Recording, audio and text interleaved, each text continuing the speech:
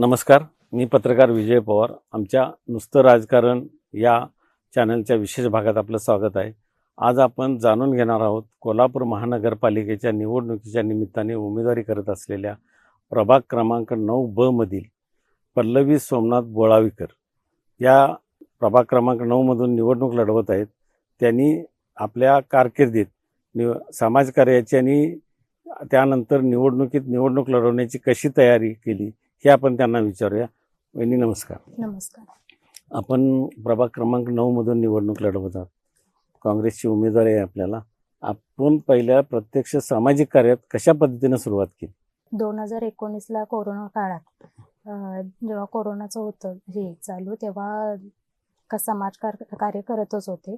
तेव्हा बंटी साहेबांच्या ते निदर्शनास आल्यावर त्यांनी मला तेव्हाच हे दिली होती उमेदवारी.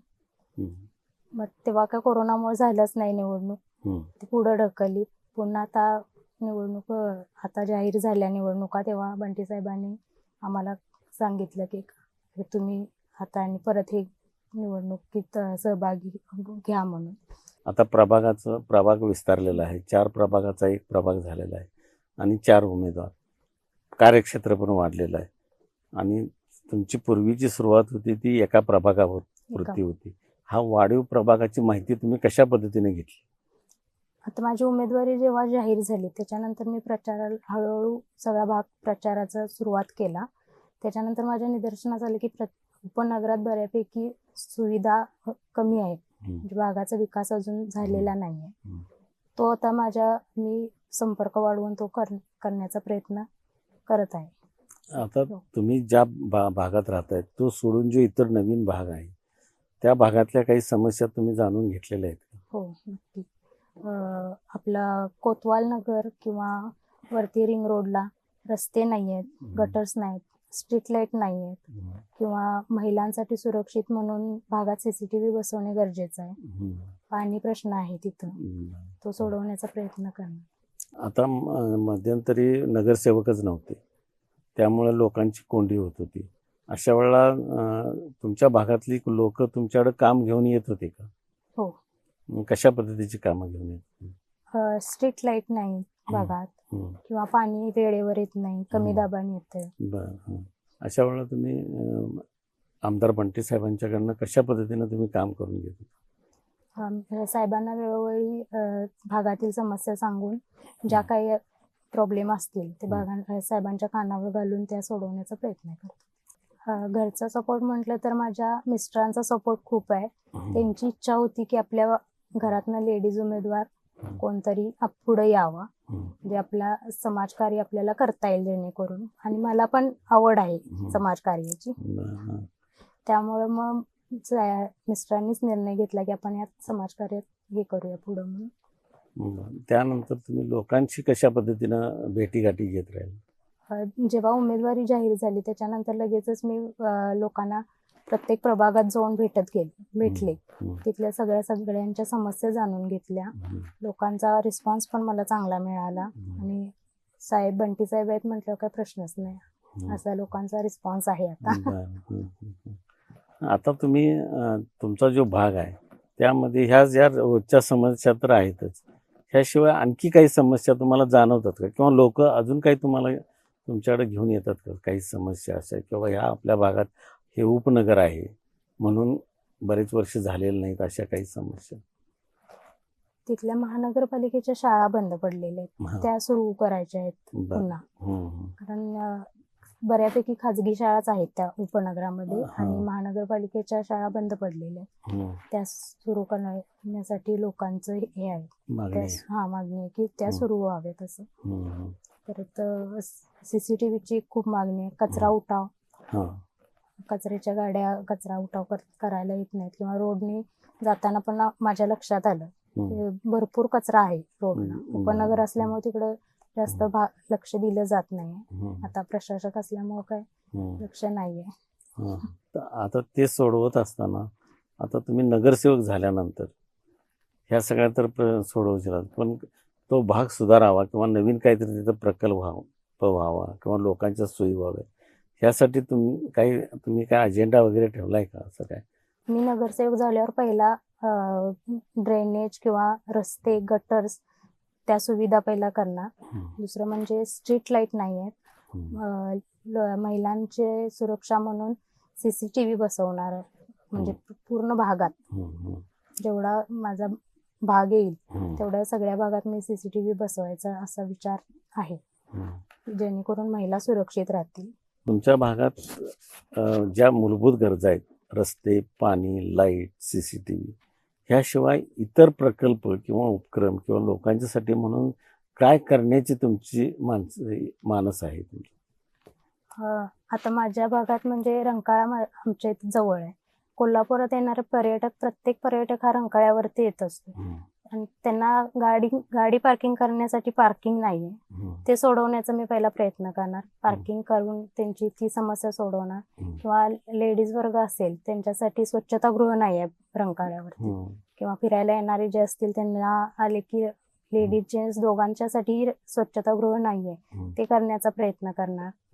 ती त्यांची पर्यटकांची ती समस्या सोडवण्याचा प्रयत्न करणार आहे मी, मुख्य म्हणजे. आणि दुसरं म्हणजे आमच्या उपनगरात महिलांसाठी ग्रंथालय नाहीये. 2-3 ग्रंथालय आहेत, पण महिलांसाठी फक्त असं नाहीये, जेणेकरून युवतींना स्पर्धा परीक्षा देताना त्याचा उपयोग होईल. ते करण्याचा प्रयत्न करणार आहे मी. वयस्कर जी लोक आहेत ती संध्याकाळी फिरायला वगैरे जातात, तेव्हा ओपन स्पेस मध्ये त्यांच्यासाठी विरंगुळा केंद्र किंवा लहान मुलांसाठी गार्डन ते करणार. किंवा आपल्या कॉलनीचा जो ओपन स्पेस असतो तिथं पार्किंगची व्यवस्था. उपनगरात छोट्या कॉलन्या असल्यामुळं सगळ्या लोकांच्या गाड्या रस्त्यावरती आहेत, त्यांचा तो प्रश्न सोडवणार की जेणेकरून त्यांच्या पार्किंगला गाड्या लागतील. रंकाळा तलाव हा माझ्या प्रभागात येत असल्यामुळे मी रंकाळ्याभोवती जे फेरीवाल्याने अतिक्रमण केलेलं आहे तिथून ते काढून महानगरपालिकेच्या माध्यमातून तिथं भाडे तत्वावर गाळे बांधून त्याच्यावरतीच बहुमजली पार्किंग करून ते दोन्ही प्रश्न सोडवण्याचा प्रयत्न करणार आहे. पार्किंगची पण प्रश्न सुटेल, त्यानिमित्ताने महापालिकेला त्याच्यातून उत्पन्नही मिळेल. रंकाळा तलावातील पाणी जे प्रदूषण होत आहे त्याच्यासाठी त्यामध्ये कारंजी किंवा आपल्याला आणि काय करता येईल ते बघून तो प्रश्न एक सोडवण्याचा प्रयत्न करेन. किंवा इराणी खण आहे, तिथं मोठे मोठे गणपती विसर्जन केले जातात, त्याच्यानंतर तिथल्या नागरिकांना त्याचा खूप त्रास होतोय. तिथं दुर्गंधी पाण्याची थोडे दिवसांनी त्याची वाढते. तिथं पण कारंजे आहेत, बसवलेले होते पण ते आता नाही आहेत. तिथं पण परत त्या पाण्याचे रिसायकलिंग व्हायला तिथं काय करता येईल ते बघून तो पण प्रश्न सोडवण्याचा प्रयत्न करणार आहे. काही बाहेरचे आउटसाईडच्या काही सांडपाणी पण त्यात मिसळते किंवा दूषित पाणी मिसळते, ते रोखण्यासाठी काही नियोजन आहे का? ते जे पाणी नाल्याचं येते रंकाळा तलावात, त्याला पर्यायी जर काय मार्ग असेल का करता येत असेल तर तोही करण्याचा प्रयत्न करेन. तिथल्या भागात ज्या पद्धतीनं उच्चभ्रू वस्ती आहे, मध्यमवर्गीयांची आहे, काही गरीब झोपडपट्टी पण आहे, त्या बाबतीतलं तुमचं नियोजन कसं आहे? क्रशर चौकची झोपडपट्टी किंवा आपलं बोंद्रे नगरचं ते जी घरं लोकांची आहेत ती तिथून आपण घरकुल योजना करून त्यांना चांगल्या पद्धतीनं कसं राहण्याची सुविधा उपलब्ध होईल हे बघणार. विकास कामासाठी आता खरं म्हणाल तर निधीची आवश्यकता असते. मी बंटी पाटील साहेबांच्या नेतृत्वाखाली काम करताय. सध्या ते राज्यात विरोधात आहेत, तरीसुद्धा आमदार म्हणून त्यांचं सहकार्य किंवा निधी कशा पद्धतीने उपलब्ध होते तुम्हाला?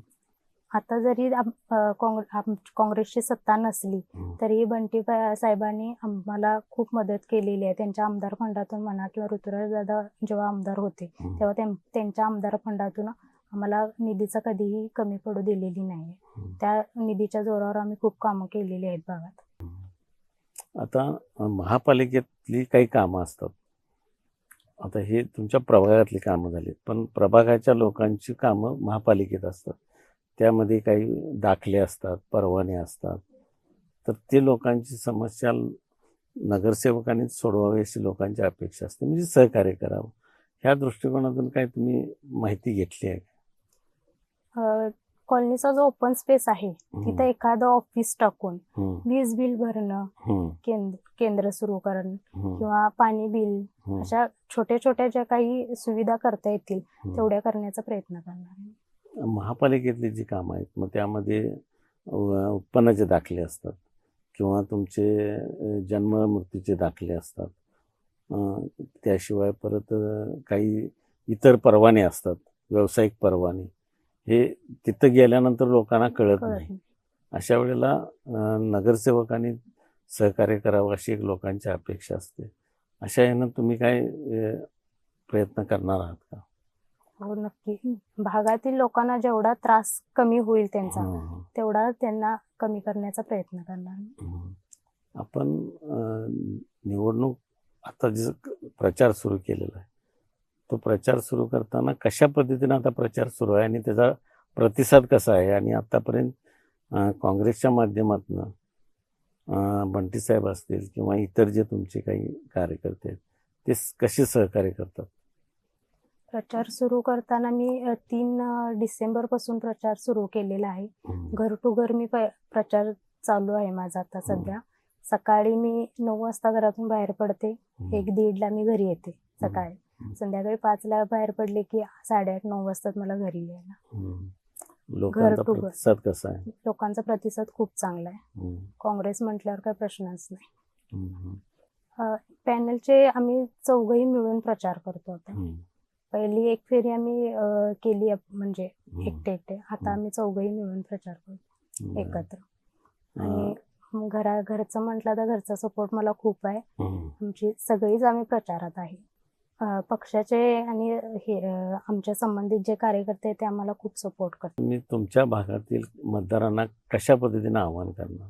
नमस्कार, मी पल्लवी सोमनाथ बोळाईकर, प्रभाग क्रमांक ब मधून निवडणूक रिंगणात आहे आणि सहकारी पण सर्व काँग्रेसचे आहेत. माझे चिन्ह, चौघांचेही चिन्ह आमच्या हात आहे. चौघांनाही हातासमोरील बटन दाबून सहकार्य करा.